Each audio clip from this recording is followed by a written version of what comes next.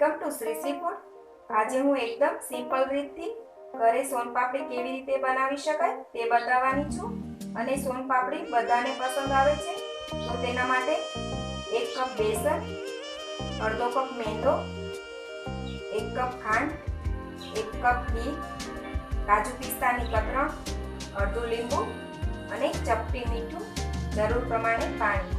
તો બનાવવાની શરૂઆત કરીએ। હવે એક કઢાઈ લઈ તેમાં આપણે ઘી નાખીશું। થોડું ઘી આપણે વધારીશું, જરૂર પડે તો પછી ફરીથી આપણે નાખીશું। હવે તેમાં બેસન નાખી દઈએ, મેંદો, બંને લોટ નાખી અને તેને બરાબર મિક્સ કરી લઈએ। આ રીતે તેને મિક્સ કરતા જઈએ। જે આપણે વધાર્યું હતું ઘી એ બધું આપણે નાખી દીધું છે। હવે તેને આપણે બરાબર મિક્સ કરતા જઈએ અને તેને મીડિયમ ગેસ પર શેકીને તૈયાર કરીએ। શેકતી વખતે આપણે સતત હલાવતું રહેવું। તેમાં આપણે ઘી આપણે 1 કપ જેટલું નાખેલું છે અને આ રીતે તેની લિક્વિડ રહે એ રીતે શેકવાનો છે ઘીમાં।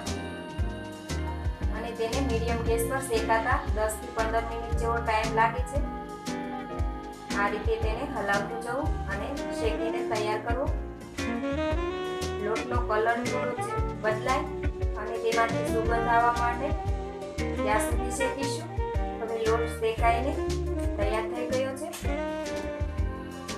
અને તેમાંથી સુગંધ પણ સરસ આવવા માંડી છે। હવે તેને નીચે લઈ લઈએ। હવે આપણે સુગર સિરપ બનાવી લઈએ। તો તેના માટે એક કઢાઈ મૂકી તેમાં 1 કપ ખાંડ નાખી દઈએ અને ખાંડ ડૂબે તેટલું જ આપણે પાણી નાખીશું। હવે તેમાં એક અડધું લીંબુનું ફાડું મૂકેલું છે, તેમાંથી આપણે ઘી કાઢીને લીંબુનું ફાડું મૂકી દઈએ અને એક ચપટી જેટલું મીઠું નાખી દઈએ। આ રીતે કરવાથી સુગર સિરપ એકદમ સરસ બનીને તૈયાર થાય છે। હવે તેને આપણે હલાવતા રહીશું અને સુગર સિરપ તૈયાર કરી લઈએ। હવે સુગર સિરપ થોડી ઘટ થઈ ગઈ છે તો એક વાટકામાં પાણી લઈ તેમાં આપણે સુગર સિરપને થોડું નાખીશું। જો એ રીતે નીચે વાટકામાં બેસી જાય તો આપણી સુગર સિરપ તૈયાર છે। આ રીતે હાથમાં આવે તો તૈયાર થઈ ગઈ છે સુગર સિરપ। હવે તેમાંથી લીંબુનું ફાડું આપણે નીકાળી લઈએ। સુગર સિરપ તૈયાર છે તો નીચે લઈ લઈએ અને એક બીજી કઢાઈ લઈ તેને આપણે ઘી લગાવી દઈએ અને સુગર સિરપ આપણે તેમાં નાખી દઈએ। સુગર સિરપને આપણે એકદમ ઠંડુ થાય ત્યાં સુધી રહેવા દેવાનું છે અને એને આ રીતે જ આપણે સતત હલાવતા રહીએ। આ જ રીતે સતત હલાવવાથી તેનો કલર પણ એકદમ વ્હાઈટ થઈ ગયો છે। વધારે હલાવવાથી તેના તાર પણ ઘણા જ બની જાય છે। આ એકદમ ઠંડુ થઈ ગયું છે અને એકદમ આમ રબર જેવું થઈ ગયું છે। આ મિશ્રણને આપણે હાથમાં ઘી લગાવીને હાથમાં જ લઈ લઈએ। હવે તેને આ રીતે આપણે હાથને કરતું જવાનું છે જેથી તેમાં રેસા અલગ અલગ પડતા જાય। હાથ ઉપર ઘી લગાવીને એને આ રીતે લબ્બરની જેમ કરવાનું છે જેથી તે એકદમ વ્હાઈટ થઈ જશે અને તેમાંથી ધાગા પણ અલગ અલગ ઘણા એના રેસા પડશે।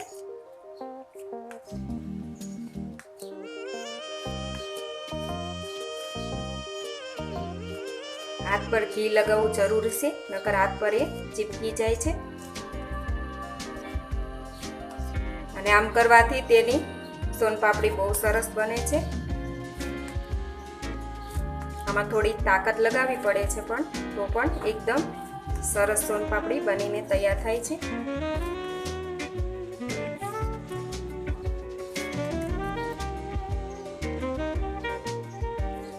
આવી રીતે કરવાથી જ સોનપાપડીના રેસા બનશે એટલે આ પ્રોસેસ કરવી જરૂરી છે।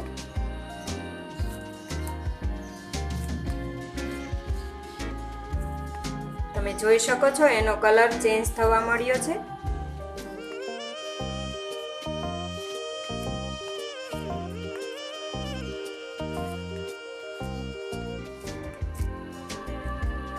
જો તમારાથી સુગર સિરપ એકદમ સરસ આ રીતનું બની જાય તો સોનપાપડી એકદમ સરસ બની શકે છે।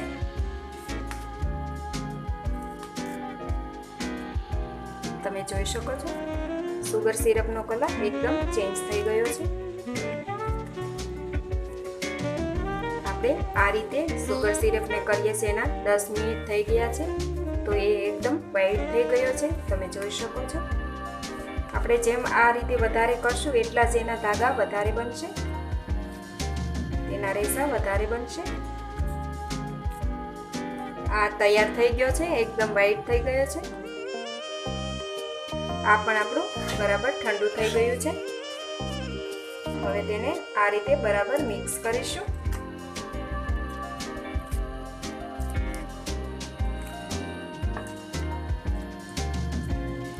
આ રીતે જ આપણે બધા જ લોટમાં આ રીતે આપણે ધાગા બનાવી લઈશું અને બધો લોટ મિક્સ કરી લઈએ.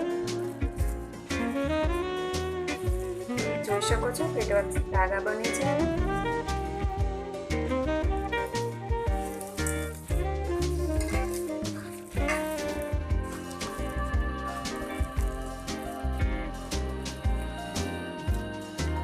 તમે જોઈ શકો છો તેના કેટલા રેસા પડે છે.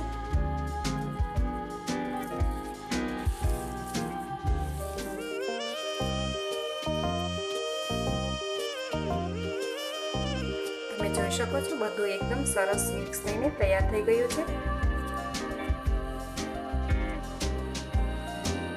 તેના રેસા પણ સરસ બન્યા છે. બટર પેપર લીધેલું છે, તેના ઉપર ઘી લગાવી દઈએ જરા.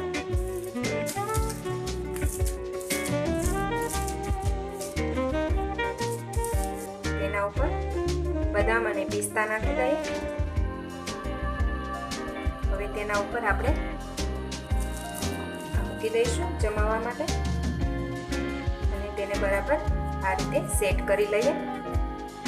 આ રીતે બરાબર પ્રેસ કરી લઈએ જેથી એકદમ સરસ રીતે આપણે બનીને સોનપાપડી તૈયાર થઈ શકે. સોનપાપડી સરસ રીતે આપણે સેટ કરીને તૈયાર કરી લીધી છે. તેને આપણે 2 થી 3 કલાક માટે ઠંડુ થવા દઈશું. હવે સોનપાપડી સેટ થઈને તૈયાર થઈ ગઈ છે. આપણે તેને પલટાવી લઈએ. સોનપાપડીમાં આપણે જે પ્રમાણે પીસીસ જોઈએ એ રીતે આપણે કટ કરી શકાય છે.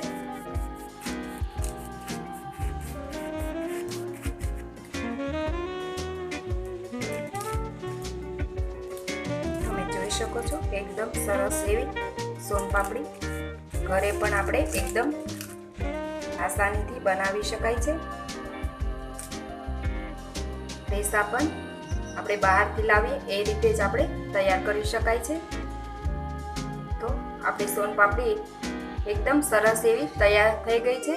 તમે જોઈ શકો છો કેટલા અલગ અલગ આપણે તેમાં રેસા બનીને તૈયાર થયા છે. આપણે બહારથી લાવીએ એ રીતની સોનપાપડી આપણે ઘરે પણ આસાનીથી બનાવી શકાય છે. હવે આપણે તેને એક પ્લેટમાં લઈ તૈયાર કરી લઈએ. તો તૈયાર છે સોનપાપડી. તો તમે પણ ઘરે જરૂરથી બનાવજો અને તમારા એક્સપિરિયન્સ અમારી સાથે શેર કરજો. તો ફરી મળીશું એક નવી રેસીપી સાથે.